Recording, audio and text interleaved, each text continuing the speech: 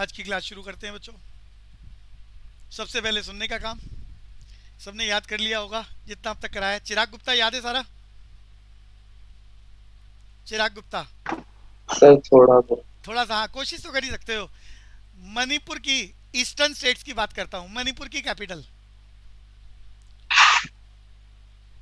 Sir Imphal. हाँ, बहुत बढ़िया, इम्फाल। अच्छा, अब मैं पूछना तो मेघालय की चाह रहा था, लेकिन यहाँ पर एक क्वेश्चन माइंड में आया है तो वो डिस्कशन कर लेता हूँ। भाई, चीज़ें अनलिमिटेड हैं। इस पूरी दुनिया में सबसे ज़्यादा बारिश, मेरा क्वेश्चन अनन्या से है, पूरी दुनिया में सबसे ज़्यादा रेन, बारिश कहाँ पर होती है? मुझे अगर कंट्री का नाम बताना हो तो इंडिया है। पूरी दुनिया में सबसे ज़्यादा बारिश, रेन, रेनफॉल कहाँ होती है बच्चों? कंट्री का नाम इंडिया, स्टेट का नाम मेघालय, स्टेट का नाम मेघालय, लेकिन वो प्लेस का नाम पूछना चाहेगा। तो मैं, मोहसिन राम। बहुत बढ़िया। अब यहाँ फिर क्वेश्चन है, पुराने जमाने में सबसे ज्यादा बारिश मेघालय में जिस जगह पे होती थी, तो बोलते थे चेरापूंजी। अनन्या, क्या बोला है मैंने? चेरापूंजी। चेरापूंजी। अभी वहां से करीब करीब 15-20 किलोमीटर थोड़ा सा आगे है, अरे वही एरिया है, बस 15-20 किलोमीटर आगे माउंट सिनराम, जहाँ सबसे ज्यादा बारिश होती है। अब पेपर वाला माउंट सिनराम की ऑप्शन ही ना दे तो चेरापूंजी पे जाना पड़ेगा आपको। दीपांशु, बात समझ में आ रही है? Yes sir. तो पूरी दुनिया में सबसे ज्यादा बारिश कहाँ पर? स्टेट का नाम बोले मेघालय, कंट्री का नाम बोले इंडिया, प्लेस का नाम बोले आजकल माउंट सिनराम है, और पुराने जमाने में चेरापूंजी में बारिश होती थी। तो मेरा क्वेश्चन है अनन्या से, मेघालय की कैपिटल बताओ। शिलोंग। शिलोंग? क्या, अरे कमाल है, आज तो याद करके बैठे हो। नागालैंड, नागालैंड, नागालैंड की कैपिटल? दीपिका, आपको? कोहिमा। कोहिमा। अरे वाह, अरे कमाल हो गया आज तो। अरे लिस्ट, सर लिस्ट बना ली है वहां हाँ, बोलो बोलो Deepanshu. Highest highest range sir उसमें नहीं होती शिलोंग में? ना ना ना, शिलोंग, अरे भैया, पुराने जमाने में चेरापूंजी और आज के जमाने में माउंट सिनराम, सबसे ज्यादा बारिश अगर उसे किसी कंटेनर में रखा जाए तो 12,000 सेंटीमीटर की हाइट तक चली जाती है। पानी, पानी का लेवल समझ में आ रहा है? Yes sir, okay okay. Shillong तो, अच्छा थोड़ा बता देता हूँ, एक्चुअली में मेघालय की कैपिटल है शिलोंग। शिलोंग से ज़्यादा दूर नहीं है। शिलोंग से हम ऑटो में, कार में 1 आवर के अंदर जा सकते हैं। तो शिलोंग की टेरिटरी का ही पार्ट है ये दोनों, चेरापूंजी और माउंट सिनराम। दीपांशु, बात समझ में आ रही है? Yes sir. अब यस आपने कहीं सर। शिलोंग पढ़ लिया हो तो उसकी वजह से बता रहा हूँ, शिलोंग का ही एरिया है ये। जैसे दिल्ली का एरिया, दिल्ली में एनसीआर कवर हो गया है। अब कोई कहे कि हिंदुस्तान में सबसे ज्यादा अगर अर्थक्वेक आने का चांस है तो उसका, अरे दिल्ली के आसपास की बात कर रहा हूं, तो उसका एपी सेंटर, मैं आगे बताऊंगा अर्थक्वेक की बात करूंगा तो, एपी सेंटर, उसका फोकस हमारा सोनीपत है। तो सोनीपत कोई बोले भैया एनसीआर का इलाका है तो बोला जा सकता है। तो शिलोंग से ही 1 आवर का रास्ता है, और बड़ा मजेदार मौसम होता है वहां पर 5 मिनट बाद। दीपांशु, बात समझ में आ रही है? Yes sir. यस हम सर। हमने तो जाके रियलाइज करा हुआ है, 5 मिनट बाद बादल आ जाते हैं, 5 मिनट बाद बारिश आ जाती है, फिर 5 मिनट बाद फिर सन आ जाता है। तो अजीब अजीब सा खेल है। और बादल जो आते हैं ना, वो हमारे से नीचे जमीन के साथ टच करते हुए, और ऐसा लगता है जैसे आदमी बादलों में तैर रहा है। जमीन से टच करते हैं सर। अरे बादल, तुम लोगों, दिल्ली में तो बादल कहाँ नजर आते हैं? आसमान में नजर आते हैं ना, स्काई में, कि हमसे बहुत यस ऊपर है। वहां बादल, वहां पर बादल जो क्लाउड्स हैं वो बिल्कुल जमीन के साथ टच करते हुए होते हैं, और सामने कुछ नजर नहीं आता। अचानक बादल इतने ज्यादा गहरे हो जाते हैं, जिसे आप धुंध बोलते हो ना, तो वहां बादल इतने नीचे होते हैं कि सामने 5 फुट दूर का आदमी आपको नजर नहीं आता। फिर इमीडिएटली बारिश होती है, बारिश होने के बाद बादल खत्म हो जाते हैं, फिर सन आ जाता है, फिर बादल आ जाते हैं, तो अजीब सा खेल चलता है और अजीब सा नजारा होता है, जिसको आप शब्दों में बोल नहीं सकते। दीपांशु, बात समझ में आ रही है? सर। ये मैं बात कर रहा हूँ चेरापूंजी या माउंट सिनराम की, और बिल्कुल शिलोंग से 1 आवर का डिस्टेंस है, 1 आवर 2 आवर। आगे चलेंगे जी। पंजाब की कैपिटल बता दो जी। जयश्री, आप बता दो पंजाब की कैपिटल। अरे अभी बताया था जयश्री। चंडीगढ़। चंडीगढ़, हाँ। सिक्किम की कैपिटल बताना जरा। गैंगटॉक। अब कुछ बच्चों ने याद कर लिया है। आदित्य देव, आप बताओ राजस्थान की कैपिटल, आसान है। राजस्थान की कैपिटल बच्चे, तुम्हारी यहाँ से 150 किलोमीटर है, दिल्ली से 150 किलोमीटर। आदित्य बोलो बच्चे, आवाज नहीं आई बच्चे। आसिफ, आप बोलो राजस्थान की कैपिटल। अरे ये तो नहीं। जयपुर। जयपुर। अच्छा, जयपुर का, बढ़िया क्वेश्चन, जयपुर का पुराना नाम, पूरी क्लास, जोधपुर ना नहीं। अरे बच्चे जो नहीं, सुरभि नहीं। जोधपुर एक अलग इलाका है, वो आज भी जोधपुर है, पहले भी जोधपुर था। अरे नहीं, जय राजपूताना। नहीं, अरे जयपुर पे कभी अंग्रेजों ने अटैक नहीं करा। जयपुर के किले को बोलते हैं आमेर का किला। अरे नाम सुना है किसी ने? जयपुर का किला, आमेर का किला। अरे बोलो बच्चों। Yes sir. Yes sir. तो जयपुर का पुराना नाम है आमेर। आमिर। आमेर। और मैं ये बहुत छोटी छोटी बातें भी बताऊंगा। वो निक नेम, जयपुर को बोला जाता है पिंक सिटी। ये तो सुना होगा आपने, जयपुर बोले तो पिंक सिटी। Yes sir. तो जयपुर पिंक सिटी। ऐसी जयपुर का पुराना नाम आमेर। और यहाँ पर जो आमेर के राजा थे, उन्होंने अंग्रेजों के साथ फ्रेंडशिप रिलेशन बना रखे थे। तो 200 साल के शासन में कभी भी आमेर पर अटैक नहीं करा अंग्रेजों ने। और उनके पास बहुत ज़्यादा वेल्थ थी। और ये आज़ादी के बाद, अरे इंदिरा गांधी के बेटे का नाम बताओ जो एरोप्लेन क्रैश में मारा गया था। अरे कोई तो बताओ। राजीव गांधी। ए बच्चे हे भगवान। अरे राजीव गांधी तो भैया ह्यूमन बम के थ्रू, अरे साउथ में इलेक्शन कैंपेन में गए हुए थे और ह्यूमन बम ने उन्हें उड़ा दिया था, राजीव गांधी। अरे क्या, अरे प्लेन सर संजय गांधी। संजय गांधी। तो संजय गांधी ने एक बहुत बड़ा ऑपरेशन चलाया था। उन्हें खबर मिली थी, कांग्रेस पार्टी उस वक्त सेंट्रल गवर्नमेंट में थी। तो उन्हें खबर मिली थी कि आमेर के किले में बहुत सारा वेल्थ है और उन्हें उनके नक्शे मिल गए थे। अरे ये बात देश की आज़ादी के बाद की कर रहा हूँ, 1980s के टाइम की। और फिर उन्होंने ऑपरेशन चलाया।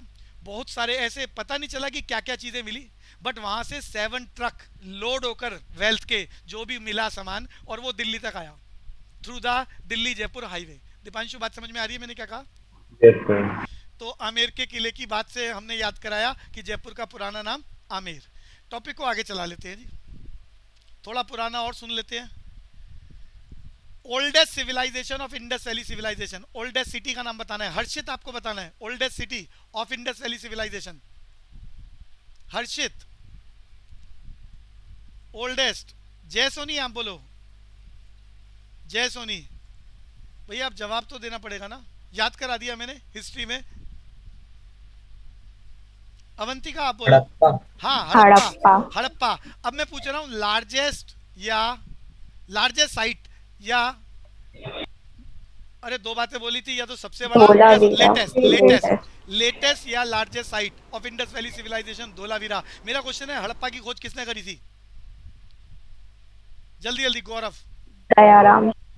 दयाराम सानी इन 1921। अरे सिर्फ एक ही बच्चा बोल रहा है, बाकी कहाँ है? अरे मुंटगोमरी। अच्छा, अगली बात पूछ रहा हूँ, मोहनजोदाड़ो की खोज किसने करी थी? जयश्री, कुशाग्र, नितिन डोगरा। आर.डी. बनर्जी। रखलदास बनर्जी या आर.डी. बनर्जी बोल सकते हो। ईयर कभी पेपर में आने वाला नहीं है, मैंने याद कराया था 1922। फिर हाल वापस आते। अरे कल मैं कुछ लीगल एप्टीट्यूड के बारे में पूछ रहा था। हमारे अपर हाउस को क्या बोलते हैं Deepanshu? Upper house parliament, Rajya Sabha. Lower house Lok Sabha. Rajya Sabha में टोटल कितनी सीटें होती हैं? कुशाग्रा। अरे रुक जाओ, कुशाग्र। आपके स्पीकर नहीं है बच्चे ऑन, बात नहीं आ रही यहाँ पर। अनन्या आप बोलना। हाँ कुशाग्रा आप बोलो। 250 सीटों में से कितने members nominated by the president? Nitin sir 12। बढ़िया। अच्छा, कोई बच्चा बता सकता है लोअर हाउस में कितने मेंबर्स नॉमिनेट होते हैं? इलेक्शन ही नहीं होता उसका कभी, आजादी से लेकर आज तक। दीपांशु क्या बोला है? दीपांशु 3 गलत है। अनन्या, पूरी क्लास ध्यान से सुनो। लोकसभा, राज्यसभा अपर हाउस है जिसमें 12 members nominated by president out of 250। 238 indirectly, public नहीं चुन रही, indirectly elected from state and UTs, from the MLA and MP. अरे एमपी और एमएलए चुन के भेजते हैं 238। बात कर रहे हैं लोकसभा की। लोकसभा में कितने मेंबर्स प्रेसिडेंट नॉमिनेट करता है? और ये एंग्लो इंडियंस होते हैं जिनका इलेक्शन ही नहीं होता। पूरी क्लास 245. ए बच्चे 130. अरे सिर्फ 2 members, 2 Anglo Indians nominated by president, जिसका इलेक्शन नहीं होता, सिर्फ 2।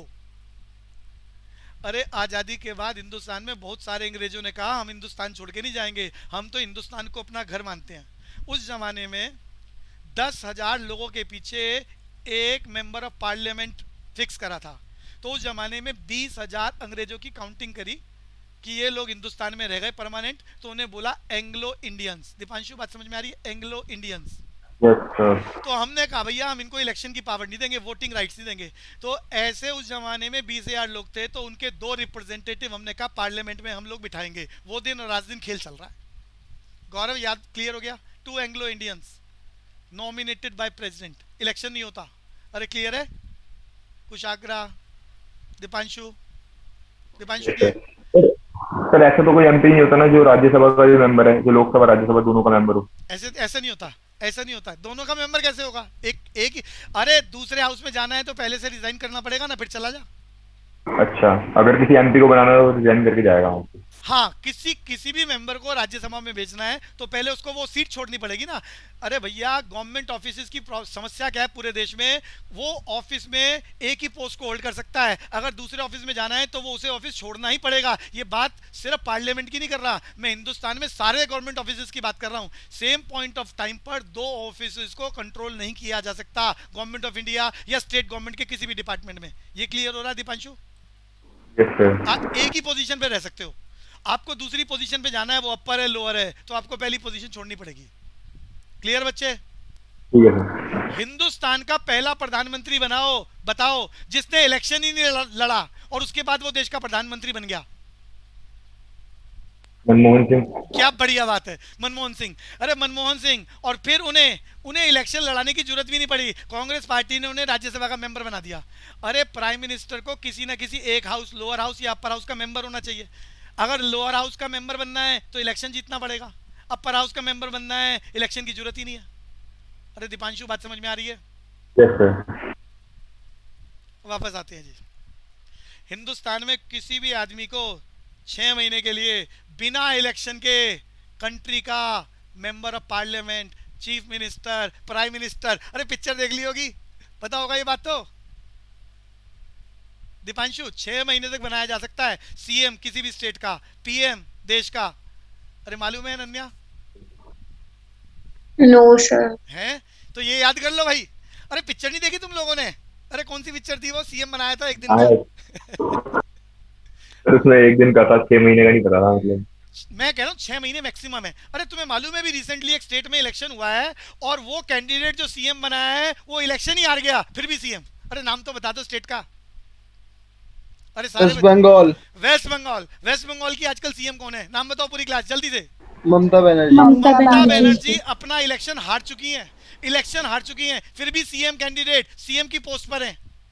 तो भैया मैं कहना चाह रहा हूं, हिंदुस्तान का कोई भी व्यक्ति जो 18 साल की एज को क्रॉस कर चुका है वो देश का सीएम पीएम बन सकता है विदाउट इलेक्शन। बस उसकी जो पार्टी है वो कह दे कि भैया मेजोरिटी से ये हमारा नेता है, चाहे वो इलेक्शन हार जाए चाहे इलेक्शन लड़े ही ना, लेकिन मैक्सिमम 6 महीने तक ऐसा हो सकता है कि वो उस पोस्ट पे रह सकता है। 6 महीने के अंदर इलेक्शन लड़ना पड़ेगा, जीतना पड़ेगा, नहीं तो वो पोस्ट उसकी खत्म। दीपांशु ये समझ में आ गया? कॉन्स्टिट्यूशन में लिखा है ये।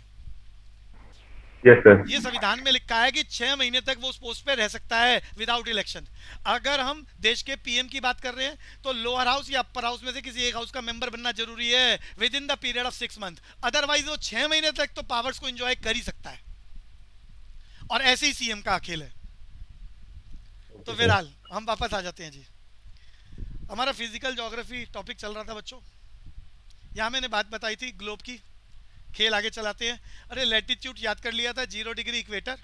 अगर नॉर्थ की तरफ चलें तो ये आर्टिफिशियल लाइनें हैं जो क्या विंड की डायरेक्शन, वेजिटेशन, लाइफस्टाइल, ज़्यादा बर्फ़ होगी ज़्यादा गर्मी होगी इस बात को रिफ्लेक्ट करता है। और इसके लिए मैंने जोन बनाए थे। ये येलो कलर का जोन है 23.5 degree north and 23.5 degree south के बीच में। इसे क्या बोलते हैं? दीपांशु क्या बोलते हैं, नाम याद कराया था, टॉर्रिड जोन। सामने लिखा भी हुआ है। और ये जो ब्लू कलर का एरिया है 66.5 डिग्री नॉर्थ से नॉर्थ पोल तक, 66.5 डिग्री साउथ से साउथ पोल तक, इसे क्या बोलते हैं, फ्रिजिड जोन, या परमानेंट बर्फ रहती है। यहाँ पर मैंने एक बात बताई थी, कौन सा देश ऐसा है जहाँ रात को 12 बजे भी सन नजर आता है पूरे साल में कुछ महीने, जिसे कहा जाता है मिडनाइट, अरे नॉर्वे। नॉर्वे। तो नॉर्वे के लिए क्वेश्चन आएगा मिडनाइट सन, मिडनाइट सन, रात को 12 बजे भी, अरे रात के 12 बजे का मतलब मैं ये नहीं कह रहा वहां दिन निकला हुआ होता है। अरे दीपांशु मेरी बात समझ में आ रही है आपको, रात ही होती है, लेकिन रात को जैसे चंद्रमा नजर आ रहा होता है एक साइड पर, तो दूसरी साइड पर सन नजर आ रहा होता है, बिल्कुल उसी सिचुएशन में। दीपांशु रियलाइज करने का काम करने के लिए कह रहा हूं कि आपको रात ही होती है, अंधेरा ही चल रहा होता है, लेकिन जैसे रात को एक एक कॉर्नर पर हमारा मून नजर आ रहा होता है तो दूसरे कॉर्नर पर सन नजर आ रहा होता है। नॉर्वे के अंदर मिडनाइट सन बोला जाता है नॉर्वे को। क्लियर है बच्चे?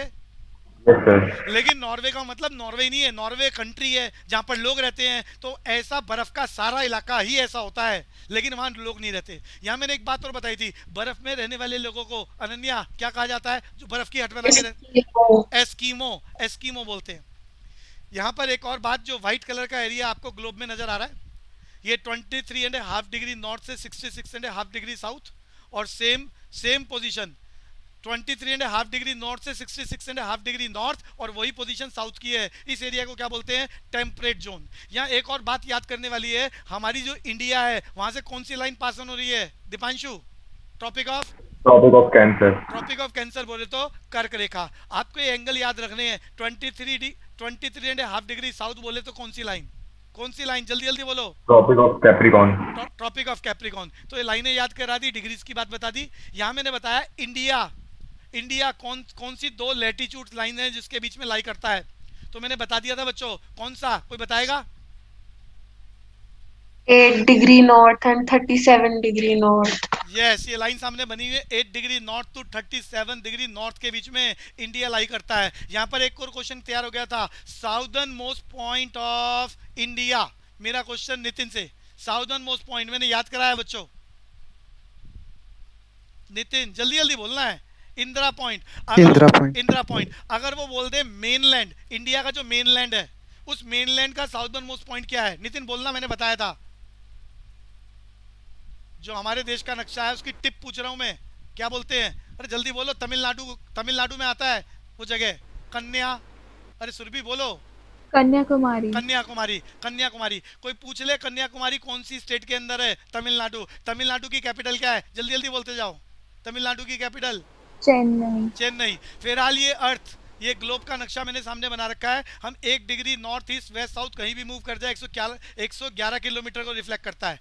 एस्केप वेलोसिटी की बात बताई थी, 11.2 किलोमीटर पर सेकेंड से ज्यादा रफ्तार से कुछ भी ऊपर फेंक दिया जाए तो वो ग्रेविटेशनल पुल से बाहर चला जाएगा, यानी स्पेस में चला जाएगा। हिंदुस्तान में ऐसी जगह जहां से रॉकेट छोड़े जाते हैं उसे क्या बोलते हैं, श्री हरिकोटा। स्टेट का नाम याद कराया, आंध्र प्रदेश।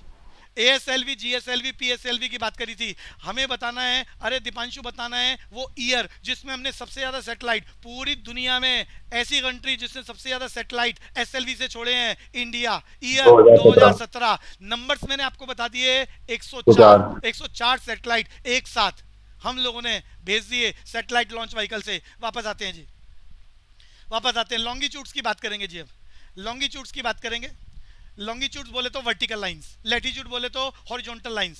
तो ये वर्टिकल लाइंस किसको रिफ्लेक्ट करती हैं, टाइम की कैलकुलेशन का काम करती हैं। लॉन्गिट्यूड्स को हम मेरिडियन लाइंस भी बोलते हैं, याद करना शुरू कर दो। लॉन्गिट्यूड्स बोले तो हमारे ग्लोब पर, हमारे अर्थ पर जितनी भी वर्टिकल लाइंस हैं वो लॉन्गिट्यूड है, इन्हें मेरिडियन लाइंस बोलते हैं। यहाँ एक डिस्कशन करना चाहूंगा मैप पर। अनन्या स्क्रीन क्लियर है सामने? Yes sir. जो हमारे दो ग्लोब सामने बना रखे हैं, एक मेरे पीछे चल रहा है, मेरे पीछे जो आर्टिफिशियल लाइन ग्लोब में चल रही हैं ये पैरेलल लाइंस हैं, ये पैरेलल लाइंस हैं, आर्टिफिशियल लाइन है, जिनको हम Tropic of Cancer, Tropic of Capricorn, Arctic Circle, Antarctic Circle बोल रहे हैं। लेकिन ऊपर जो वर्टिकल लाइन, ऊपर वाले ग्लोब में वर्टिकल लाइन है, इसमें बच्चों ये सारी लाइनें, जितनी भी लाइनें मैं खींचूंगा वर्टिकली, वो सारी इस नॉर्थ पोल और साउथ पोल से पास ऑन होगी, ये पैरेलल नहीं है। कहने का मतलब है ये लाइन ऐसे जाएगी। अरे दीपांशु ये बात समझ में आ रही है, लाइनें ऐसे जाएंगी, यस सर। पूरे ग्लोब में लाइनें ऐसे जाएंगी, इसीलिए ये सारी लाइनें ऐसे जाएंगी। तो ये ध्यान रखना वर्टिकल और हॉरिजॉन्टल लाइन में क्या फर्क है।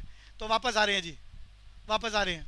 लॉन्गिट्यूड्स बोले तो वर्टिकल लाइंस, इन्हें मेरिडियन लाइंस बोलते हैं। ये किसको रिफ्लेक्ट करता है? टाइम को। ये टाइम की कैलकुलेशन को रिफ्लेक्ट करता है। तो भैया टाइम की कैलकुलेशन करने के लिए कोई बेस होना चाहिए, कोई बेस होना चाहिए। तो बेस लाइन को हमने क्या बोला? Prime meridian. प्राइम मेरिडियन यहाँ सामने लिखा हुआ है, हाईलाइट कर रहा हूँ बच्चों, प्राइम मेरिडियन बोलते हैं। ये 0 डिग्री की लाइन आपको नजर आ रही है, 0 डिग्री की लाइन। इस 0 डिग्री में आप ऊपर से लेकर नीचे तक पूरे ग्लोब में कहीं भी खड़े हो जाओ 0 डिग्री पर, टाइम सेम है, टाइम सेम रहेगा। इस पूरी लाइन पर एक शहर है लंदन इन यूके। लंदन एक शहर है जिसका साउदर्न मोस्ट पार्ट पर एक फेमस जगह है जिसको बोलते हैं ग्रीनविच। तो ग्रीनविच के नाम से ये पूरी दुनिया में फेमस हो गया, जीएमटी, ग्रीनविच मीन टाइम। अरे जीएमटी की फुल फॉर्म आ सकती है, मैं याद करा चुका हूँ। दीपांशु जल्दी बोलो जीएमटी की full form. Greenwich mean time. Actually में ये जो 0 डिग्री की वर्टिकल लाइन है, इस पूरी लाइन में नीचे से लेकर ऊपर तक कहीं पर भी खड़े हो जाओ, time remaining the same, time same है। लेकिन इसमें एक पॉइंट, जहां पर शहर है ग्रीनविच, लंदन में है ये, यूके के अंदर है, उसको भाई बनाने वालों ने सबसे पहले अंग्रेजों ने डेवलप करा। तो अंग्रेजों ने अपनी सिटीज को, अपनी चीज़ों को, अपने कैलेंडर को, अरे अंग्रेजी कैलेंडर का नाम बताओ, पूरी दुनिया में अंग्रेजी कैलेंडर चलता है जनवरी से दिसंबर, Gregorian. Gregorian calendar, Gregorian calendar. वापस आते हैं जी। तो उन्होंने अपनी चीज़ें इंपोज कर रखी है। इवन जो हिस्ट्री हम पढ़ रहे हैं वो भी उन्हीं की लिखी हुई है। जबकि हमारे अकॉर्डिंग रामायण की बात करें तो 50,000 साल पुरानी हिस्ट्री होनी चाहिए, लेकिन कहाँ चर्चा करते हैं हम लोग। अगर 5,000 साल से पहले चले जाएं तो हिस्ट्री कहती है स्टोन एज। स्टोन एज जहाँ लोगों को ना बोलना आता था, ना रहना आता था, ना खाना आता था, ना पीना आता था, ना पहनना आता था, कुछ भी नहीं आता था। स्टोन एज की बात कर रहे हैं वो लोग तो। जबकि रामायण में कितनी डेवलपमेंट, सिविलाइजेशन कितनी एडवांस हो चुकी थी। उसका एग्जाम्पल मैंने लिया था आपको, पुष्पक विमान। अरे नाम पता है? पुष्पक विमान, अनन्या, Yes, sir. जिसका यूज रावण ने करा था, और वो बिना प्रोपेलेंट, प्रोपेलेंट बोले तो fuel, fuel of the aeroplanes, तो जो विदाउट फ्यूल चलते थे और आदमी की माइंड की पावर से वो मूव करते थे। तो उस जमाने में टेक्नोलॉजी इतनी एडवांस थी। आज हम एटम बम बना रहे हैं, लेकिन उस जमाने में एटम बम को क्या बोला जाता था? ब्रह्मास्त्र। अरे जल्दी जल्दी बोलते जाओ अनन्या। ब्रह्मास्त्र। ब्रह्मास्त्र। और ऐसा महाभारत में भी है। वापस आते हैं जी। तो ये पूरी लाइन नीचे से ऊपर तक जो मैंने 0 डिग्री है, टाइम सेम है, लेकिन बनाने वाले लोग अंग्रेज थे, तो उन्होंने इस प्राइम मेरिडियन लाइन में अपने शहर को फेमस कर दिया ग्रीनविच। तो Greenwich, GMT, Greenwich mean time. Deepanshu ये याद हो गया जीएमटी? Yes sir. अब यहाँ से 1 डिग्री नॉर्थ या साउथ कहीं भी चले जाओ, डिस्टेंस कॉमन है, चाहे वो नॉर्थ, ईस्ट, वेस्ट, साउथ कहीं भी जाओ, 1 डिग्री मूव करेंगे 111 किलोमीटर का डिस्टेंस। अब हम बात करते हैं इंडिया। इंडिया लॉन्गिट्यूड्स कहाँ कहाँ लाई करता है? तो बच्चों 68 लाइन मैंने यहाँ खींची है, ग्रीन कलर से दिखा रहा हूँ। ये ग्रीन कलर से जो लाइन खींची है, अरे 0 डिग्री से जैसे जैसे हम ईस्ट की तरफ जाएंगे, ये सबको मालूम है, ये ईस्ट डायरेक्शन, ये ईस्ट डायरेक्शन, ये वेस्ट। तो हिंदुस्तान कहाँ पर है ग्लोब में? Northern eastern. अरे कहाँ पर है? अगर मैं बात करूं नॉर्दर्न हेमिस्फीयर की, तो नॉर्दर्न हेमिस्फीयर में है और ईस्टर्न साइड पर है। ये क्लियर हो रहा है दीपांशु? Yes sir. तो हम 0 डिग्री मेरिडियन से हम आगे चलें तो सबसे पहले क्या आएगा? 68 डिग्री ईस्ट। भैया 68 डिग्री ईस्ट पर यहाँ क्या है? हमारा डेजर्ट ऑफ थार। ये बॉर्डर है किसका? पाकिस्तान का। 68 डिग्री ईस्ट से आगे चलें अगरतला की तरफ, जहां हमारा बॉर्डर आता है बांग्लादेश से हम अटैच हैं, म्यांमार से हम अटैच हैं। अरे म्यांमार का पुराना नाम, क्या बढ़िया बात है, म्यांमार का पुराना नाम बताओ जल्दी से, पूरी क्लास। वर्मा। वर्मा पुराना नाम याद कर लो, वर्मा। कैपिटल क्या है इसकी? जल्दी बताओ। Capital Rangoon. रंगून। तो ये बच्चों हम अगर वर्मा की तरफ चले जाएं तो जो हमारा बॉर्डर है, जो बांग्लादेश से अटैच है, जिसे पुराने ज़माने में ईस्ट पाकिस्तान कहते थे, तो वो क्या लाइन है? 97 डिग्री ईस्ट। अरे जैसे जैसे ईस्ट की तरफ जा रहे हैं एंगुलर डिस्टेंस बढ़ता जा रहा है। दीपांशु समझ में आ रहा है? Yes sir. तो India lie between 68 degree east to 97 degree east.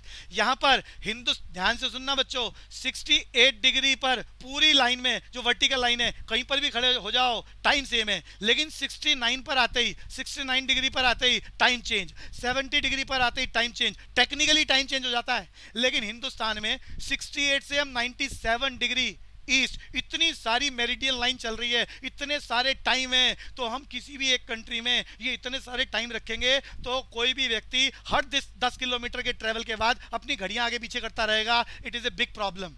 Railway और इतने सारे सॉफ्टवेयर्स हैं, बैंकिंग सॉफ्टवेयर, रेलवे का, एरोप्लेन का, सब घड़ियों पर बेस्ड हैं, टाइम की कैलकुलेशन, डे की कैलकुलेशन पर बेस्ड हैं, और ये सब लोग गड़बड़ हो जाएगा, कोई भी सॉफ्टवेयर काम नहीं करेगा। तो पूरी कंट्री में एक कॉमन टाइम जोन रखा जाता है। भाषा समझ में आ रही है Ananya? Yes, sir.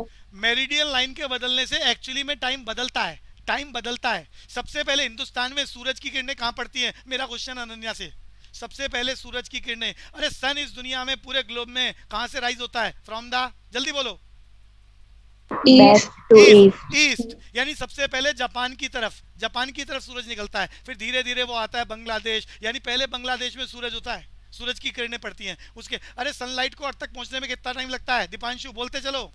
1 minute. 8 minute याद रखना। तो पहले सनलाइट, सूरज कहाँ निकलेगा? बांग्लादेश में, फिर धीरे धीरे इंडिया में, फिर पाकिस्तान में। तो भैया बांग्लादेश से पाकिस्तान तक पहुंचने में सनलाइट को कितना टाइम लगता है? Half an hour. ध्यान से सुन लो, हमारे अगरतला में सूरज निकलता है और उसके बाद वो पहुंचता है राजस्थान में, राजस्थान में उसी लाइट को पहुंचने में 30 मिनट लग जाते हैं, क्योंकि मेरिडियन लाइन चेंज हो जाती है। बात समझ में आ रही है? 97 से 68 तक आते आते हाफ एन आवर का डिफरेंस आ जाता है।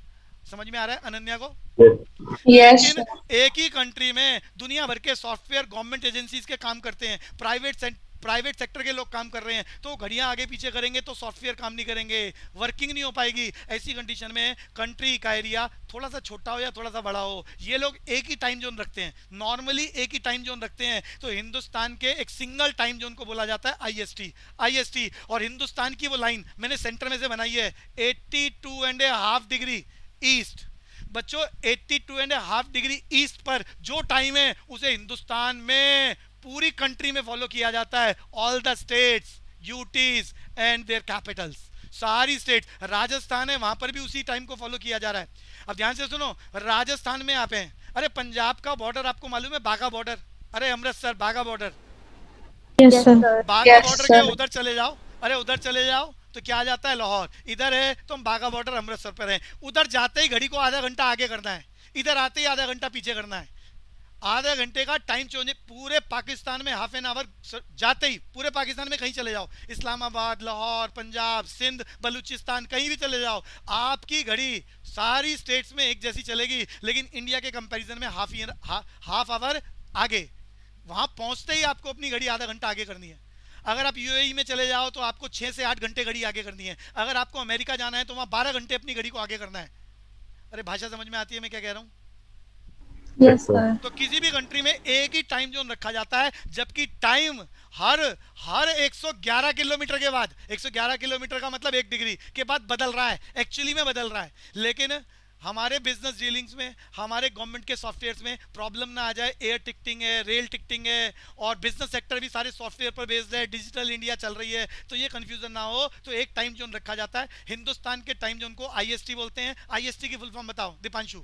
Indian standard time. इसकी डिग्री याद कर लो, इसकी डिग्री, ये हिंदुस्तान की सेंटर लाइन है। हिंदुस्तान में 68 और 97 में जो लाइन चल रही है बीच में, 82.5 डिग्री को हमने माना है। 82.5 डिग्री पूरी दुनिया में जहां जहां से पास ऑन हो रही है उसका टाइम इंडिया का आईएसटी है, इंडिया का आईएसटी है। और ये लाइन इलाहाबाद से, पेपर में एक बार पूछा गया कि ये हिंदुस्तान में लाइन है 82.5 डिग्री, ये हिंदुस्तान के कौन से शहर से निकल रही है? इलाहाबाद। इलाहाबाद, इलाहाबाद सेंटर है इसका। अरे दीपांशु, अनन्या, याद हो गया? Nitin, Yes, sir. इलाहाबाद से याद आ रहा है, अरे त्रिवेणी, त्रिवेणी कहां पर पाए, कहां पर है त्रिवेणी? जल्दी बोलो, जहां 3 नदियों का संगम होता है। अरे जल्दी बोलो, अरे कहां है सारे बच्चे? अनन्या, त्रिवेणी, जहां 3 इलाहाबाद। नदियां, यस इलाहाबाद। इलाहाबाद को, अरे त्रिवेणी है जहां तीनों रिवर्स का संगम है, और यहीं से लाइन पास ऑन हो रही है आईएसटी वाली 82.5 डिग्री। आगे चलेंगे जी। सर 1 डिग्री टाइम मूव करने में 4 मिनट मूव करते हैं। 1 डिग्री का मिनट, ये कैलकुलेशन आप कर लेना कितना फर्क आता है। हिंदुस्तान की लाइन आप मेजर कर लेना 68 से 97 डिग्री के मूवमेंट है, हाफ एन आवर का चेंज आ जाता है, आधे घंटे का। बांग्लादेश से इंडिया में एंटर करती है, हाफ एन आवर घड़ी आगे। हिंदुस्तान के पंजाब से आप लाहौर में एंटर करते ही आपको हाफ एन आवर फिर आगे करनी पड़ेगी। ये क्लियर हो गया? तो हिंदुस्तान का जो ईस्ट से वेस्ट हम जा रहे हैं हाफ एन आवर में कवर हो जाएगा 3000 किलोमीटर का डिस्टेंस, 3000 किलोमीटर का डिस्टेंस। ये क्लियर है बच्चे? ये कैलकुलेशन आप कर सकते हो। तो यहाँ एक बात और बताने वाली है, अगर आप 0 डिग्री से ईस्ट में कॉर्नर पर चले जाएं, अरे सामने में ब्लैक कलर से दिखाता हूं, अगर आप इस 0 डिग्री वाली लाइन से यहां पर चले जाएं, अरे यहां पर जैसे ही जाएंगे एक दिन आगे, और यहां ईस्ट पे चले जाएं कॉर्नर पे, एक दिन पीछे हो जाएंगे। भाषा समझ में आती है अनन्या को? Yes sir. इसको भी समझाऊंगा आगे, मैंने इसके भी नोट्स बनाए हैं। आगे चलते हैं जी। अच्छा, ये सबको समझ में आ गया। ये जो वर्टिकल लाइंस हैं जिन्हें हम लॉन्गिट्यूड्स बोलते हैं, जिन्हें मेरिडियन लाइंस बोलते हैं, जो टाइम की कैलकुलेशन करते हैं, पूरे लाइन ऊपर से नीचे तक कहीं पर भी वो व्यक्ति खड़ा हो जाए टाइम सेम रहेगा। ये क्लियर हो गया सबको? क्लियर हो गया बच्चों? Yes sir. आगे चलेंगे बच्चों। अरे स्क्रीनशॉट ले लिया करो। रोटेशन, अरे अर्थ अपनी एक्सिस पे घूम रही है, रोटेशन। अर्थ सन के चारों ओर घूम रही है, रेवोल्यूशन। अर्थ अपनी एक्सिस पे घूमती है, उससे बनते हैं दिन और रात। अरे अनन्या बात समझ में आ रही है? अर्थ अपनी एक्सिस पे घूम रही है, क्या बनता है? दिन और रात। Day and night. और अर्थ रेवोल्यूट कर रही है, घूम रही है सन के चारों ओर, उससे बनता है ईयर। और मून अर्थ के चारों ओर नेचुरल सैटेलाइट घूमता है, इससे बनता है महीना। ये सबको याद हो गया? Yes sir. अरे नितिन बात समझ में आ रही है? बोलता चलूं। आसिफ? Yes sir. यस भैया। मैंने क्या बोला है? अर्थ अपनी एक्सिस पे घूम रहा है, डे एंड नाइट बनता है, और ये एक्सिस पे वो चक्कर कितने टाइम पे पूरा करता है? Approximate 24 hours. एग्जैक्ट 24 नहीं है, अप्रोक्सीमेट 24 आवर्स। हमारा मून एक ही नेचुरल सैटेलाइट है अर्थ का, ये मून हमारी अर्थ के चारों ओर घूमता है, इससे क्या बनता है? महीना। महीने में मैंने बातें बताई थी, अरे एक में मून बढ़ रहा है, एक में घट रहा है, एक में अमावस्या आती है, एक में पूर्णिमा आती है। अरे बात समझ में आ रही है अनन्या? Yes sir. अनन्या से मेरा क्वेश्चन है, वो जो मून बढ़ रहा है और घट रहा है, इस बात को हमारे किसी वेद में लिखा गया है। कौन से वेद का नाम? अनन्या, दीपांशु, कोई भी बोलो, मैंने बताया था। ऋग्वेद में, शुक्ल पक्ष। ऋग्वेद में नहीं लिखा, क्या मजाक करते हो? मैंने शुक्ल पक्ष और कृष्ण पक्ष की बात बताई थी। रिचुअलिस्टिक यजुर्वेद। क्या गड़बड़ करते हो बच्चों?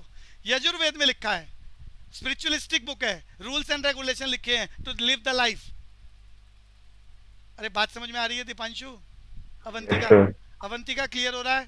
Yes sir. हाँ जी। तो रोटेशन की बात कर रहा था, एक बार याद कर लो। रोटेशन अपनी एक्सिस पे होता है, डे एंड नाइट बनते हैं, ये करीब करीब 24 आवर्स में, करीब करीब बोल रहा हूँ, एग्जैक्ट नहीं है, 24 आवर्स। सन के चारों ओर मूव कर रही है अर्थ। अरे सन के चारों ओर मूव करते हुए मैंने अर्थ की स्पीड बताई थी, जल्दी बताओ। आसिफ 30? आसिफ 30 किलोमीटर 30 किलोमीटर पर सेकेंड पर सेकेंड बताई थी। अरे ग्रेविटेशनल फोर्स बताना जरा कितनी है? 9 पॉइंट, अरे जल्दी बताओ। 8 मीटर पर सेकंड स्क्वायर। क्या बढ़िया बात है, अरे सारे याद करो ये बात। तो रोटेशन की बात बता दी मैंने। सन के चारों ओर घूम रही है, साल बन रहा है, ईयर बन रहा है, एक ईयर में चक्कर लगता है। और याद रखना अप्रोक्सीमेट 365 बोल रहा हूँ, एक्चुअली में 365 से ज़्यादा लगता है, जिसके चलते हम 4 साल बाद उसको मैनेज करने के लिए अपने साल का एक दिन बढ़ा देते हैं। और फरवरी के महीने को, अरे मालूम है सबको, 28 की जगह 29 कर देते हैं, और उस साल को हम लीप ईयर बोलते हैं। हमारी जो ग्लोब है, अरे वो एग्जैक्ट परपेंडिकुलर है या बेंट है? जल्दी बताना है पूरी क्लास। बेंट है। याद कर लो, सामने मैंने मैप बनाया आपके लिए। अरे पूरी क्लास से मेरा क्वेश्चन है, सेलेस्टियल प्लेन किसे बोलते हैं? कोई बता सकता है? सेलेस्टियल प्लेन, पूरी क्लास। अरे जल्दी बोलो भाई। अरे सर उसे जैसे हम खींचता है बॉडी को कुछ ही, और वो उससे अराउंड मूव करती है ग्रेविटेशनल पुल की वजह से, उसे कहते हैं। दीपांशु थोड़ा डिटेल में बता दूं या ऐसे ही बस सीधा रट्टा लगवाने का काम और आगे चलें? जल्दी जल्दी बोलना है तो बता दो। तो ये देखो, ये सन है, ये सन के चारों ओर बहुत सारे प्लैनेट्स मूव कर रहे हैं। 8 प्लैनेट्स के मैंने नाम याद कराए। हमारी गैलेक्सी का नाम बताते जाओ। अरे जो मैंने कराया वो तो बता दो कम से कम। हमारी गैलेक्सी का नाम बताओ। मिल्की वे। जैसी हमारी गैलेक्सी ऐसी बहुत सारी गैलेक्सीज है। मैंने अपनी नियरेस्ट गैलेक्सी का नाम याद कराया, बताओ जल्दी से। ए से शुरू होता है। Andromeda Galaxy. तो भैया ये हमारे सन के चारों ओर ये मूव कर रहे हैं सारे प्लैनेट्स। ये जो बाहर ये हमारा यूनिवर्स है, ये हमारा यूनिवर्स है। इस यूनिवर्स को हम बोल रहे हैं, पूरे यूनिवर्स का जो प्लेन है जिसमें हमारे सारे प्लैनेट्स और सन सभी मूव कर रहे हैं, इस सब को बोल रहे हैं सेलेस्टियल प्लेन। क्या बोल रहे हैं? जो मैं बात बता रहा हूं ये बात वेदों में भी लिखी हुई है और इसी पर बेस्ड है एस्ट्रोलॉजी की कैलकुलेशंस। अरे ज्योतिष विज्ञान सुना है कभी आपने? अरे जल्दी जल्दी बोलते जाओ। Yes, sir. ज्योतिष sir. विज्ञान मैथमेटिकल कैलकुलेशंस हैं, वेदों में लिखा हुआ है, जिसको आज हम साइंस में पढ़ते हैं और इसको हम फिजिकल ज्योग्राफी भी बोलते हैं। ये सारी बातें कैलकुलेशन पर बेस्ड हैं, ये सारी बातें यहाँ लिखी हुई हैं। इसे बोलते हैं सेलेस्टियल प्लेन। ये सेलेस्टियल प्लेन का मतलब यहाँ सिर्फ अर्थ की वाइब्रेशन, जहाँ तक अरे हर ह्यूमन बॉडी की वाइब्रेशन होती है, अर्थ की वाइब्रेशन है, प्लैनेट्स की वाइब्रेशन है, सन की वाइब्रेशन है। तो ये मैंने बना दिया, अरे एक पेपर पे मैंने सारे ड्रॉ कर दिए। तो जो मेरा पेपर का एरिया है ना, जहाँ तक जा रहा है, इसे मैं बोल रहा हूँ सेलेस्टियल प्लेन। अरे बात समझ में आती है मैंने क्या कहा? Yes, sir. ये सामने मैप देखना, ये जो ब्लू कलर का दिखाया है ये हमारी अर्थ है। अरे हमारी अर्थ है, मैप नजर आ रहा है आपको? Yes, sir.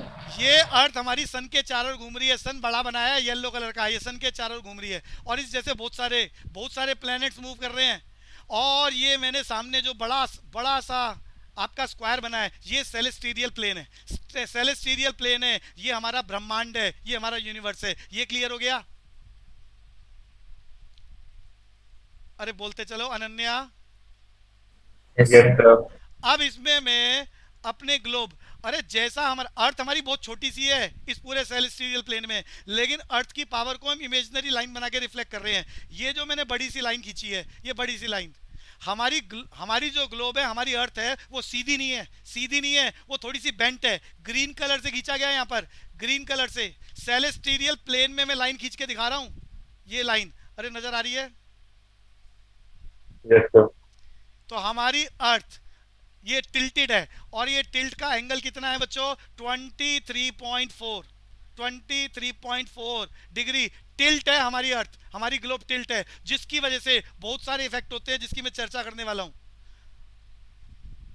अरे दीपांशु, जो मैंने कहा ये समझ में आ गया? हमारी अर्थ झुकी हुई है कितनी? 23.4 डिग्री टिल्टेड है, जिसकी वजह से astrology, Vastushastra, day and night का इफेक्ट, बहुत सारी चीजों में परिवर्तन आता है। अगर हमारी अर्थ बिल्कुल सीधी होती, परपेंडिकुलर होती, तो दिन और रात बराबर होते। ध्यान से सुनना, दिन और रात बराबर होते। 24 आवर्स में एग्जैक्ट आधा टाइम डे का और आधा टाइम नाइट का। लेकिन हमारी अर्थ टिल्टेड है, जिसकी वजह से डे एंड नाइट छोटे बड़े हैं और रोज इनका छोटा बड़ा बदल रहा है। मैंने बहुत बड़ी बात बोली है, बात समझ में आ रही है अनन्या? रोज आपका डे एंड नाइट बदल जाता है, सेम नहीं रहता। और दिन बड़ा होता है तो रातें छोटी होती हैं, रातें बड़ी चल रही होती है तो दिन छोटे हो जाते हैं। ये भाषा समझ में आ रही है जो मैं बोल रहा हूँ? Yes, sir. तो ये डे एंड नाइट, ध्यान से सुनना। फिर एक बात बोलूंगा, इक्वेटर पर, पूरी दुनिया में इक्वेटर पर कहीं पर भी खड़े हो जाओ, पूरी दुनिया में डे एंड नाइट हमेशा बराबर होंगे, सिर्फ इक्वेटर पर। याद हो गए पॉइंट्स? अरे याद करते चलो पॉइंट्स। Yes, sir. पूरी इक्वेटर पर कहीं पर भी खड़े हो जाओ, डे एंड नाइट, अर्थ घूम रही है। सन के सामने डे, सन के बैक पर चली जाए नाइट हो जाती है। लेकिन हमारी अर्थ अगर परपेंडिकुलर होती तो हमारी पूरी अर्थ पर हर जगह डे एंड नाइट आधा आधा होता, यानी 12 आवर्स डे का, 12 आवर्स नाइट का। लेकिन ऐसा नहीं होता, उसका कारण मैंने बताया है, हमारी अर्थ टिल्ट है, इक्लिप्टिकल, मैंने पॉइंट्स बनाए हैं। 23.4 डिग्री टिल्टेड है, अर्थ झुकी हुई है, जिसकी वजह से सिर्फ इक्वेटर को छोड़ दो तो बाकी सब जगह डे एंड नाइट अलग अलग है। और अगर आज दिन हमारा लंबा है तो जितने आवर का दिन है कल उतना नहीं रहेगा, या कम हो जाएगा या ज्यादा हो जाएगा। भाषा समझ में आती है? मैं इक्विनॉक्स और सोलिस्टिक्स पे जा रहा हूँ। अरे अनन्या, पढ़ा हुआ है बचपन में इक्विनॉक्स? Yes, sir. अब इधर देखो, ये ग्लोब देखो सामने जो मैंने बनाया है, ये जो ग्रीन कलर का सर्कल नजर आ रहा है, ग्रीन कलर का सर्कल, अनन्या, Yes, sir. ये ग्रीन कलर का सर्कल है जो एट प्रेजेंट एक्चुअल पोजीशन है इक्वेटर की। इक्वेटर हमारी अर्थ पर है, इमेजिनरी लाइन है, मैंने उसको सेलेस्टियल प्लेन पे खींच दिया है। सेलेस्टियल का मतलब जितना मेरा पेपर का एरिया है मैंने उसको बड़ा खींच दिया है। अनन्या, ये बात समझ में आ गई? सेलेस्टियल प्लेन का इक्वेटर Yes, sir. अर्थ झुकी हुई है तो हमारा इक्वेटर भी झुक गया है, जबकि अगर हमारी अर्थ परपेंडिकुलर पर होती तो हमारा हमारा ये जो इक्वेटर का सिलेस्टेरियल सर्कल है, ये ब्लैक कलर से खींचा है बड़ा वाला, अरे नजर आ गया ब्लैक कलर का सर्कल और ग्रीन कलर का सर्कल, Yes, sir. ये दोनों सर्कल एक दूसरे को जहां काटते हैं उसे बोल रहे हैं इक्विनॉक्स। इक्विनॉक्स, और ये इक्विनॉक्स वो है जहां पर साल में एक टाइम ऐसा होता है जहां, अरे गर्मियों में एक दिन ऐसा होता है जहां डे एंड नाइट बराबर, और सर्दियों में भी एक टाइम ऐसा होता है जहां डे एंड नाइट बराबर। अरे बात समझ में आ रही है? डे एंड नाइट बराबर होता है इस पॉइंट पर, चाहे वो परपेंडिकुलर हो हमारी अर्थ, चाहे टिल्टेड हो, उस पॉइंट पर मैट हो जाते हैं, उस पॉइंट पर। दीपांशु समझ में आ रहा है? कारण का आइडिया कुछ लग रहा हो तो? Yes, sir. अगर परपेंडिकुलर हो या टिल्टेड हो इस पॉइंट पर जो मैंने यहाँ मार्क करा है ग्रीन कलर से, तो उस पॉइंट पर हमारा डे एंड नाइट बराबर होगा, उसे बोला जाता है इक्विनॉक्स। क्या बोला जाता है? जल्दी जल्दी बोलो। Equinox. इक्विनॉक्स। चीजों को याद करो, इक्विनॉक्स का मतलब डे एंड नाइट बराबर, डे एंड नाइट बराबर। सर इक्वेटर पे तो हमेशा इक्विनॉक्स होगा, मतलब क्या इक्वेटर पे हमेशा इक्विनॉक्स होगा। एक्चुअली में इक्वेटर पर कहीं पर भी खड़े हो जाओ उसमें हमें इक्विनॉक्स की जरूरत ही नहीं पड़ती। वो अर्थ हमारी घूम रही है इक्वेटर पर, कहीं पर भी खड़े हो जाओ उस इमेजिनरी लाइन पर, वो हमेशा डे एंड नाइट बराबर होगा, चाहे वो जनवरी हो, चाहे दिसंबर हो, चाहे वो 1 तारीख हो, चाहे 20 तारीख हो। ये समझ में आता है? Yes sir. अब मैं बता रहा हूं, इसके अलावा अर्थ पे जितनी भी बाकी जगह है इक्वेटर को छोड़ दें तो वहां पर पूरे साल में सिर्फ 2 दिन ऐसे हैं जहां डे एंड नाइट बराबर होते हैं, डे एंड नाइट बराबर होते हैं, तो उसको बोलते हैं इक्विनॉक्स। क्या बोलते हैं बच्चे? इक्विनॉक्स। अब देखो मैंने हाईलाइट करा, ये याद करने वाला शब्द है। एक तो तरीका था रट्टा मार लो, एक तरीका है मैं डायग्राम बना के कुछ उसको सजेस्ट, कुछ थोड़ा सा एक्सप्लेनेशन कर सकूं, तो वही करने की तैयारी है। 21 मार्च, अरे गर्मियों में डे एंड नाइट बराबर कब होते हैं? 21 मार्च को। और सर्दियों में डे एंड नाइट कब बराबर होते हैं? 23 सितंबर। तो सर्दियों में डे एंड नाइट बराबर होते हैं 23 सितंबर, ऑटोमल इक्विनॉक्स। और गर्मियों में 21 मार्च को डे एंड नाइट बराबर होते हैं, इसे बोलते हैं स्प्रिंग इक्विनॉक्स। इतनी बात याद हो गई? जल्दी से अनन्या बोलो। यस सर, याद हो गई। सारे बच्चे ध्यान से सुनना, ये जो मैंने 2 तारीखें बताई हैं ये नॉर्दर्न हेमिस्फीयर की बातें बताई हैं। नॉर्दर्न हेमिस्फीयर में इंडिया है, नॉर्दर्न हेमिस्फीयर में 21 मार्च, 21 मार्च गर्मियों का इक्विनॉक्स है, गर्मियां, जबकि 23 सितंबर क्या है? सर्दियों का। साउदर्न हेमिस्फीयर में ये उल्टा हो जाएगा। अरे क्लियर है? साउदर्न हेमिस्फीयर में उल्टा हो जाएगा। ये क्लियर हो गया अनन्या? Yes sir. आगे चलेंगे, सोल्स्टिक्स की बात करेंगे, सोल्स्टिक्स की बात करेंगे। सोल्स्टिक्स इधर देखो, मैं पॉइंट मार्क करूंगा, यहाँ पर पॉइंट मार्क करूंगा, ये सोल्स्टिक्स है। अरे नजर आ गया बच्चे? Solstice, yes sir. सोल्स्टिस का मतलब, अगर मैं इक्विनॉक्स से, अरे इक्विनॉक्स से आगे चलूं या पीछे चलूं का मतलब दिन और रात में गैप आना शुरू हो जाता है। दीपांशु समझ में आ रहा है? यहाँ दिन और रात बराबर, अगर इसके आगे या पीछे जाऊं तो कोई दिन या रात में से एक बड़ा होने लग जाएगा और दूसरा छोटे होने लग जाएगा। भाषा समझ में आती है? Yes sir. तो दिन और रात बड़े छोटे होने लग जाते हैं। वो पॉइंट जिस पर सबसे बड़ा दिन और वो पॉइंट जिस पे सबसे बड़ी रात, अरे जिस पॉइंट पर दिन सबसे बड़ा होगा रात छोटी होगी, और वो पॉइंट जिस पे रात सबसे बड़ी होगी दिन छोटा होगा, उसे बोलते हैं सोल्स्टिस। क्या बोलते हैं? जल्दी जल्दी बोलते चलो दीपांशु। सोल्स्टिस। सोल्स्टिस मैंने मार्क करा है यहाँ पर, ये रेड कलर से अभी भी मैंने मार्क करा है। ये दोनों नजर आ रहे हैं आपको, ये दोनों पॉइंट नजर आ रहे हैं, इन दोनों पॉइंट्स को सोल्स्टिस बोलते हैं। सोल्स्टिस, जहां पर या तो दिन सबसे बड़ा होगा रात छोटी, या इसका उल्टा कर लो, रात सबसे बड़ी होगी और दिन छोटा होगा। अरे तुम लोग जो 25 तारीख को सुनते हो कि पूरी दुनिया में बड़ा दिन मनाया जाता है, अरे कभी सुना है क्रिसमस डे मनाने का परंपरा जो हमने दूसरी कंट्रियों से सीखी है? अरे बोलो जल्दी जल्दी। Yes sir. एक्चुअली में उनके यहाँ उस दिन पे रात सबसे बड़ी होती है और दिन छोटा होता है, दिन छोटा होता है। और ये, अरे उस जमाने में 25 तारीख को, 25 दिसंबर को मनाते हैं, लेकिन ये याद रखना ये ईयर्स के बदलने पर ये तारीखें आगे पीछे हो जाती हैं, 1-2 दिन आगे पीछे। तो यहाँ याद कर लो बच्चों, सोल्स्टिस, सोल्स्टिस याद कर लो, सबसे बड़ा दिन और छोटी रात 21 जून को होती है। दीपांशु याद हो गया? Deepanshu, solstice yes sir. 21 जून की तारीख, दिन सबसे बड़ा होता है और रात सबसे छोटी। लेकिन विंटर में सोल्स्टिस, रात सबसे बड़ी और दिन छोटा, 22 दिसंबर। ये किसी किसी बुक में 22 दिसंबर की जगह 1 दिन या 2 दिन आगे पीछे भी कर सकते हैं, जीके के अकॉर्डिंग ईयर आफ्टर ईयर ये सिचुएशन बदल जाती है। अरे क्लियर है? Yes sir. तो सोल्स्टिस बोले तो जिसमें दिन और रात, दिन बड़ा रात छोटी, या रात बड़ा दिन छोटा।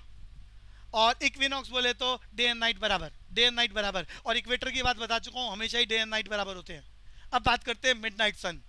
अरे मिडनाइट सन मैंने भी बताया था, जो फ्रिजिड जोन होता है, फ्रिजिड जोन होता है, वहां पर सन एक्चुअली में, हम यहाँ जहाँ अर्थ के ऊपर, इंडिया के ऊपर खड़े हैं, अरे इंडिया में कहीं पर भी हो आप, दिल्ली में, तो यहाँ पर आपको धीरे धीरे सन छुपता हुआ नजर आएगा।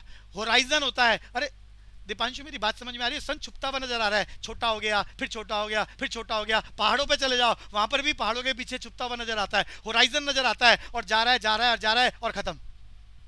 Yes sir. तो होराइजन होता है। लेकिन अगर आप फ्रिजिड एरिया में चले जाओ, नॉर्थ पोल की तरफ, साउथ पोल की तरफ, तो वहां पर कोई होराइजन ही नहीं होता। वहां पर लोकेशन ऐसी है, वहां पर आप खड़े हो, बर्फ के घरों में हो, एस्कीमो हो, आप वहां खड़े हो, तो होराइजन ही नहीं है, तो सन छुपेगा तो कहां छुपेगा? तो सन भी सामने नजर आ रहा होता है, एक तरफ सन नजर आ रहा होता है, दूसरी तरफ मून, और रात हो जाती है। लेकिन ऐसा साल के 12 महीने नहीं होता, कुछ महीने, जून जुलाई अगस्त के महीने ऐसे होते हैं जब ऐसा नजर आता है। और जिस कंट्री में ऐसा नजर आता है उसको नॉर्वे कहा जाता है। देखो मैंने यहाँ, ये अलग से क्वेश्चन है, हाईली इंपॉर्टेंट है, मैंने मार्क करा है, द लैंड ऑफ मिडनाइट सन कौन सा है बच्चों? नॉर्वे। नॉर्वे नॉर्मली मई जून जुलाई के महीनों में वहां मून और सन रात को भी नजर आ रहे होते हैं। अरे क्लियर हो गया बच्चों? Ananya Yes, sir. आगे चलेंगे बच्चों।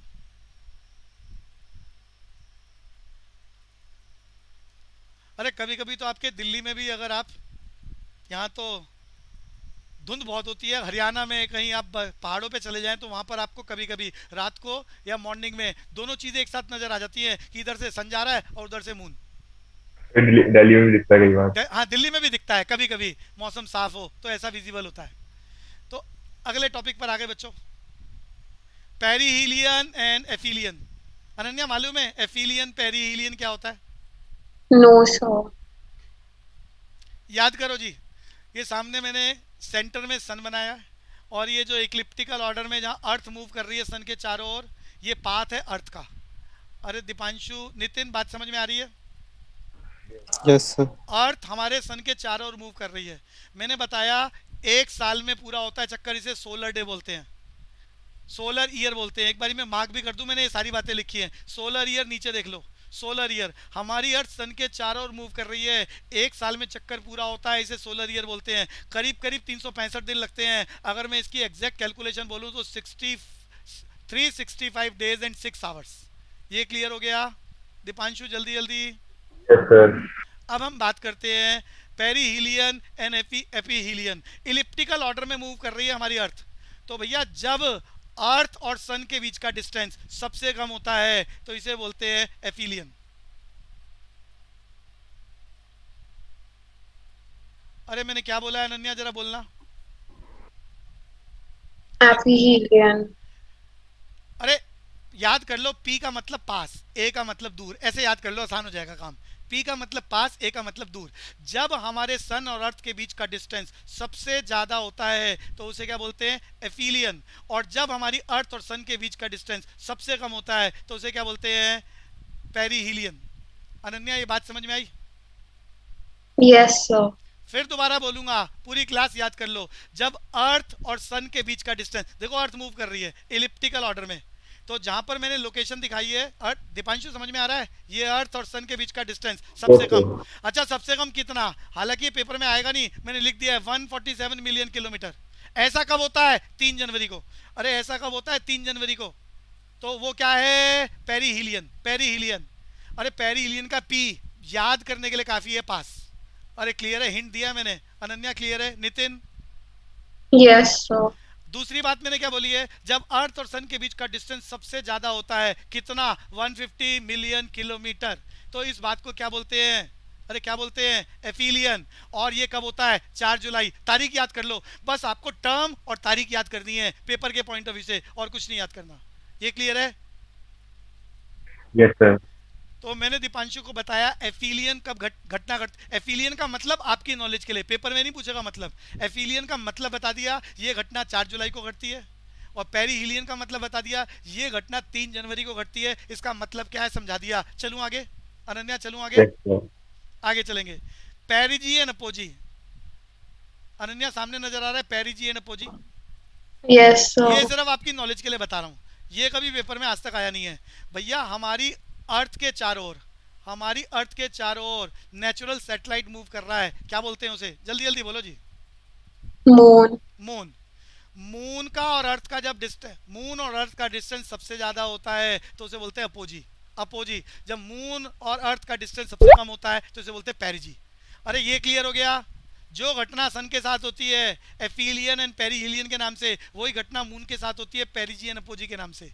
अरे क्लियर है? पेरिजी अपोजी। Yes. आगे चलेंगे। जीएमटी में याद करा चुका हूं सबको, फुल फॉर्म याद करनी है क्या? Greenwich mean time. ये ग्रीनविच कहाँ पर है? लंदन शहर में, इन यूके। टाइम की कैलकुलेशन में यूज किया जाता है। कोई बच्चा पूरी क्लास में बताओ जीएमटी के कंपैरिजन में आईएसटी कितने आवर्स का डिस्टेंस है? पूरी क्लास सब अपने मोबाइल में, पहली बार मोबाइल खरीदते हो तो टाइम सेट करना पड़ता है आईएसटी का, तो जीएमटी से कितना फर्क है? कितने आवर्स प्लस माइनस करना पड़ता है? जल्दी बोलना है। 5 या 6 आवर के बीच में होता है। 5.3, 5.5 आवर का डिफरेंस है। किसका? जीएमटी और आईएसटी का। अरे सबको क्लियर हो गया पूरी क्लास? अरे जल्दी बोलो। Yes sir. तो लैपटॉप मोबाइल जब भी लाते हो तो उसका टाइम सेट करना पड़ता है इंडिया का, तो जीएमटी से 5.30 आपको टाइम चेंज करना पड़ता है, आईएसटी सेट हो जाता है ऑटोमेटिकली। आगे चलते हैं। आईएसटी की फुल फॉर्म बताओ Dipanshu. Indian standard time. GMT याद कर लिया आपने। आईएसटी का डिग्री बताओ, वेरी इंपॉर्टेंट, मैंने याद करा दिया। 82.5 डिग्री। हिंदुस्तान में कहां से पास ऑन हो रहा है? इलाहाबाद से। अरे पेपर में एक बार आया था इलाहाबाद वाली बात, शहर पूछ रहा था वो। इलाहाबाद जहाँ 3 नदियों का संगम है, प्रयागराज भी बोलते हैं इलाहाबाद को। International Date Line, International Date Line भैया सारे याद करो। ये जो मैंने ऊपर ग्लोब के अंदर 0 डिग्री की लाइन बनाई है, 0 डिग्री की लाइन बनाई है, इसे क्या बोलते हैं? Prime meridian line. अरे ये क्लियर हो गया? Yes sir. अब 0 डिग्री से अगर हम इधर वेस्ट की तरफ आ जाएं, यहाँ पर, या ईस्ट की तरफ आ जाएं, ईस्ट की तरफ आ जाएं, तो ये टोटल कितना है? 180 डिग्री। बच्चों ये कितना है? 180 डिग्री। अरे अनन्या बोलूं आगे? 180 डिग्री सामने नजर आ रहा है आपको ग्लोब के ऊपर? Yes, sir. अगर हम 180 डिग्री पीछे चले जाएं ईस्ट पर, 180 डिग्री पीछे जाते ही एक दिन पीछे हो जाएंगे, और 180 डिग्री आगे यहाँ पर आदमी आ जाए यहाँ पर, तो एक कदम आगे बढ़ाएगा, अरे ग्लोब के दूसरी तरफ एक दिन आगे हो जाएगा। एक कदम पीछे बढ़ाएगा, एक दिन पीछे हो जाएगा। यानी तारीखें उसे अपनी कॉपी में, अपने जहां पर भी वो नोट कर रहा है, तारीखें आगे पीछे हो रही हैं। तारीखें। दीपांशु बात समझ में आ रही है? इंटरनेशनल डेट लाइन बोल रहा हूं मैं। ये टोटल गैप 180 डिग्री का है। जैसे ये वेस्ट के इस कॉर्नर पर आदमी खड़ा है, एक कदम दूसरी तरफ बढ़ाएगा ग्लोब के, तो वो क्या होगा? एक दिन आगे। एक कदम पीछे बढ़ाएगा तो क्या होगा? अरे जैसे मैंने बताया, बाघा बॉर्डर से इंडिया की तरफ एंटर करते ही आपको हाफ एन आवर पीछे करनी पड़ेगी अपनी घड़ियां, और जैसे ही एक कदम आगे बढ़ाया पाकिस्तान में एंटर करते ही हाफ एन आवर आगे करना पड़ेगा। समझ में आता है दीपांशु? Yes sir. तो ये आईडीएल की फुल फॉर्म याद कर लो, इंटरनेशनल डेट लाइन। 180 डिग्री आगे मूव कर जाए हम वर्टिकल लाइनों में तो क्या हो जाता है? एक दिन आगे। अरे ईस्ट से वेस्ट जा रहे हैं तो गेन हो रहा है, दिन बढ़ रहा है, और अगर रिवर्स जा रहे हैं, वेस्ट से ईस्ट जा रहे हैं, तो पीछे जाएंगे, एक दिन पीछे जाएंगे। याद हो गया? ये ईस्ट से वेस्ट में गेन होता है और वेस्ट से ईस्ट में हम पीछे चले जाएंगे, एक दिन पीछे चले जाएंगे। क्लियर हो गया?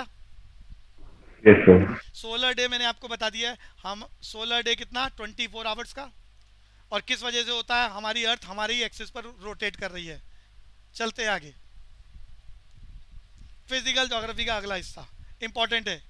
हमारी अर्थ पे कितने कॉन्टिनेंट है? बोलते चलो बच्चों। अरे कितने कॉन्टिनेंट?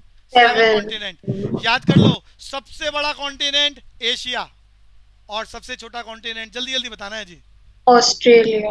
सबसे बड़ा कॉन्टिनेंट एरिया वाइज एशिया, सबसे छोटा कॉन्टिनेंट एरिया वाइज ऑस्ट्रेलिया। अब हम बात करते हैं पॉपुलेशन के पॉइंट ऑफ व्यू से। पॉपुलेशन के पॉइंट ऑफ व्यू से सबसे ज्यादा पॉपुलेशन जिस कॉन्टिनेंट में है, करीब करीब 60%, एक्चुअली में करीब करीब 63% है। मैंने राउंड ऑफ कर दिया आपको आसान लिखने के लिए। सबसे ज्यादा पॉपुलेशन जिस कॉन्टिनेंट में है, एशिया, और करीब करीब ना के बराबर आबादी है, ना के बराबर, नेग्लिजिबल, क्योंकि वहां पर जो लोग रहते हैं वो कैसे हैं? जंगली जानवरों की तरह, आदिवासी जनजातियां हैं, लाइफस्टाइल पुअर है।